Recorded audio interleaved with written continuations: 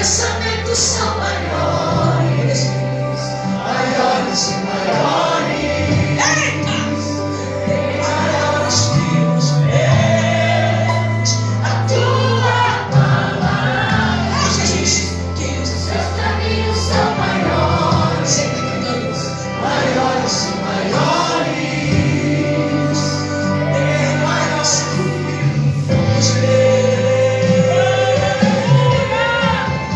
Ele está na casa. Ele vai ouvir a oração nessa noite. Oh, céu, oh, glória a Jesus. Como chover e despide seu treinamento. Entendeu? Um verde pra voar e despide seu chão pra você caminhar. Desce a terra e diz que eu nem preciso lutar. Hoje o mesmo lutará. Vai cair, o mesmo lutará. Diga, essa tua palavra, que seus pensamentos são maiores, maiores e maiores.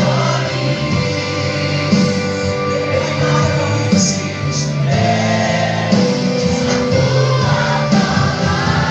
Jesus é seus caminhos são maiores, maiores e maiores. Maiores que os meus. Quem acredita nisso, levante a tua mão e glorifica na presença de Deus. O céu é mãe. Glória! Glória! Cante comigo.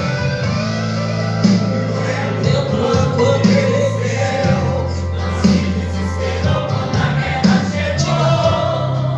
Ele não viu pelos sonhos normais, ele viu pelos espirituais. Um exército enxergou, ele viu além da guerra. Entendeu? Faz me ver além dessa situação. Por quê? Diga. Sei que nunca me abandonou. É isso. Sei que nunca me abandonou. Deixa o inferno isso. Sei que nunca me abandonou. Eu sei que nunca me abandonou. Faz me ver além desta dor. Sei que nunca me abandonou. Sei que nunca me abandonou. Eu sei que nunca me abandonou. Faz me ver além dessa dor. Levante a mão direita, eu quero receber por você nessa noite. Não levante a mão direita. Se você crê no milagre nessa noite, Jesus, antes de visitar a tua casa, Jesus vai visitar a tua casa espiritual. Eu estou vendo a presença do Espírito Santo renovando a tua história, renovando a tua alegria. Deus está dizendo que está colocando um fim, colocando uma barreira desse levante contra a tua vida e contra a tua casa. Se você crê, comece a adorar, comece a adorar, comece a adorar, comece a adorar, comece a adorar.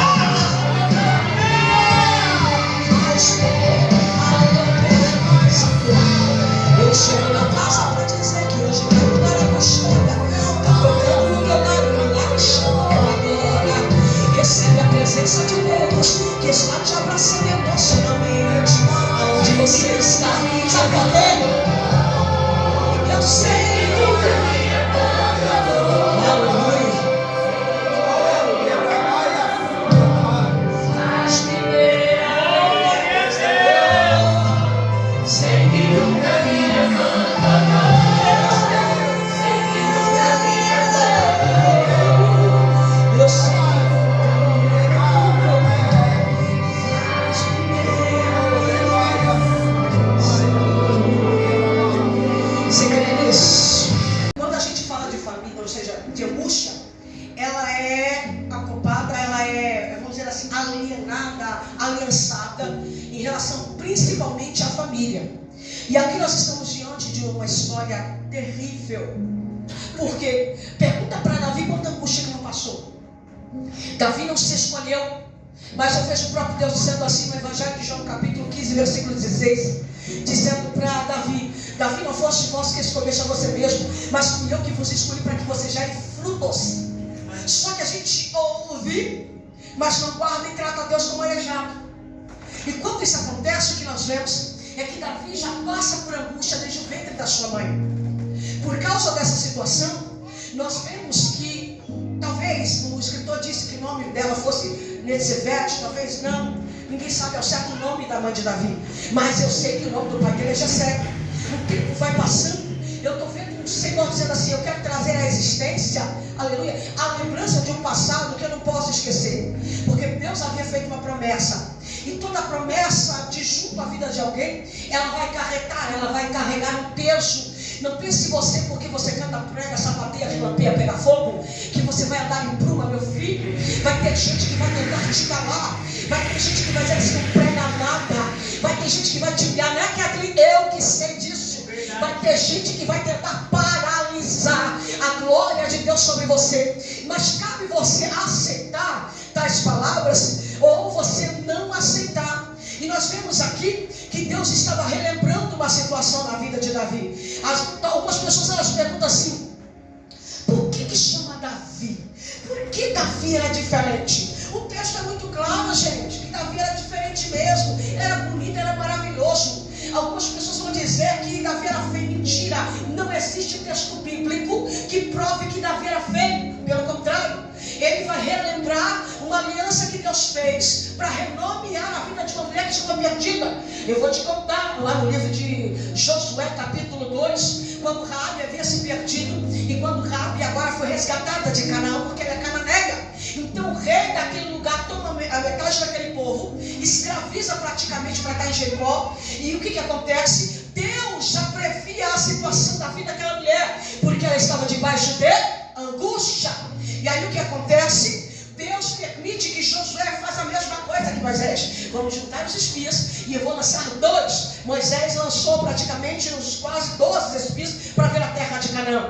2, como Josué e Caleb, disse: está tudo certo, é maravilhoso. O lugar sim tem pão para chuchu, dá para comer. Os outros 10 foram mortos porque eles estavam dizendo que o lugar não era devido de Deus. Mas aqui, depois da morte de Moisés, Josué agora levanta também espias, pega 2, aleluia, valentes, bem melhor dizendo assim, e coloca ele para trabalhar. E vai dizer assim: entra lá de gaiato na terra, lá em Jericó, e fica observando lá o que tem lá dentro, só para a gente ver. Se a terra for plena a respeito de tudo que Deus me falou, nós vamos pegar o exército, vamos arrebentar aquilo com tudo, vamos descer peito, espada, e vamos arrebentar tudo e vamos tomar por possessão, porque Deus nos deu essa autoridade.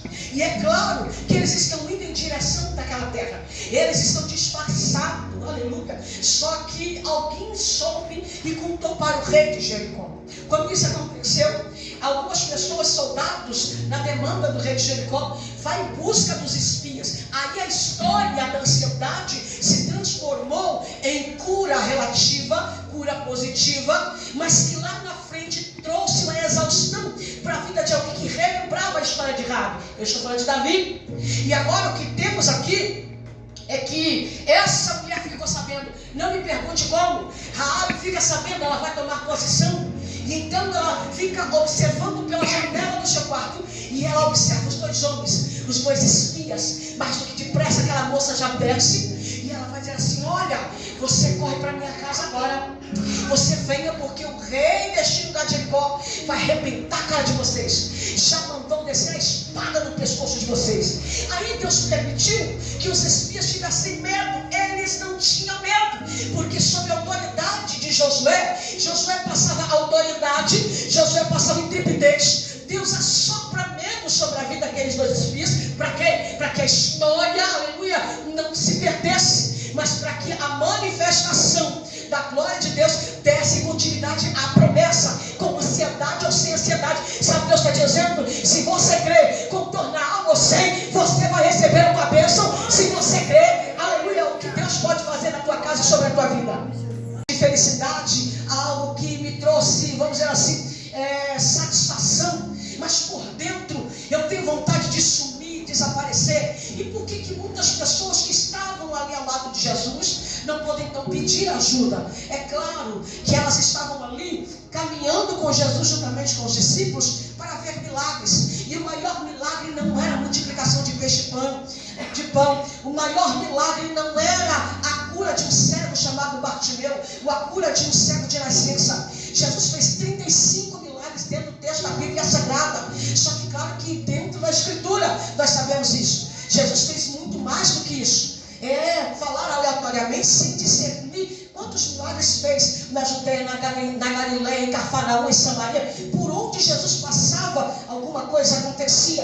E quer saber de uma coisa? Eu não sei como você entrou aqui. Talvez o seu sorriso disfarçado de alegria está abarcando a tua alma debaixo de ansiedade. Mas o Deus que me trouxe aqui está dizendo: se você crer no milagre, você vai sair daqui curado para a glória de Deus. Eu não vim como pregadora para sancionar você, uma mensagem aleatória para você se comover. Eu não quero comovidos, eu não quero emotivos no meio da minha pregação. Eu quero pessoas que possam dizer assim: Senhor, eu quero ser transformada. Eu quero, Senhor, chorar, mas não chorar mais de tristeza, não chorar pela perda da saída do meu marido, não chorar pelo luto, não chorar pela ausência paterna e nem chorar pela ausência materna, mas eu quero chorar de alegria por ter sido salva diante da manifestação da glória de Deus. E agora o que nós vemos é que Jesus, eu vou sair do outro lado rapidinho. Jesus, ele está ligado ao coração do homem e não à vestimenta nem aos olhos.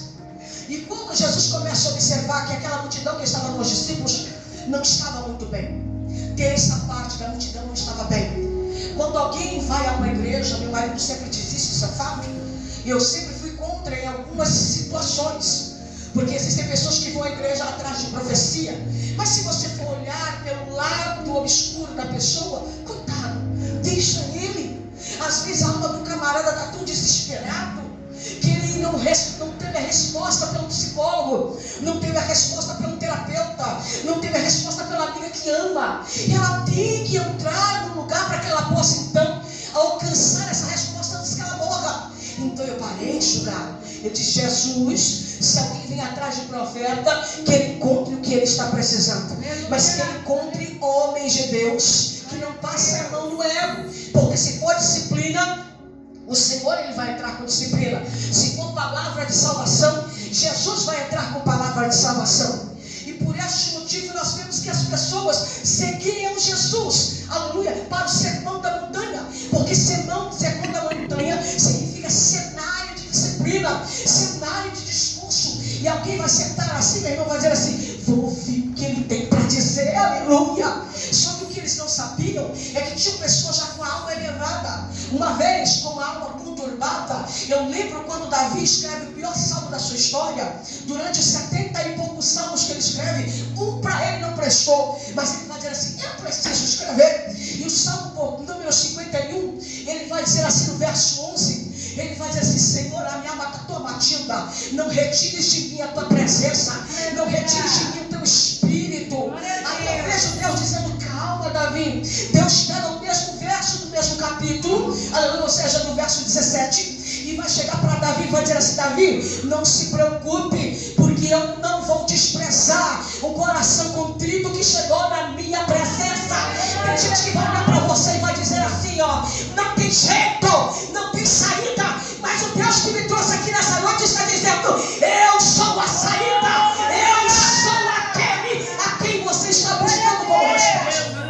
Eu perdi um luto, uma falta de perdão, ou qualquer tipo de algo semelhante. Existem várias situações ou vários tipos de sentimentos que retratam a palavra ansiedade, ou algo por aquilo que eu espero e não consigo aguardar o amanhã porque estou debaixo de uma aflição. Se você não sabe, algumas pessoas elas vão dizer que a ansiedade é uma situação normal, um sentimento, uma emoção normal. É claro que todo ser humano vai passar por ansiedade. Quem nunca, gente? Algumas sentem ansiedade a ponto de não abrir a boca e expor o que ele está sentindo.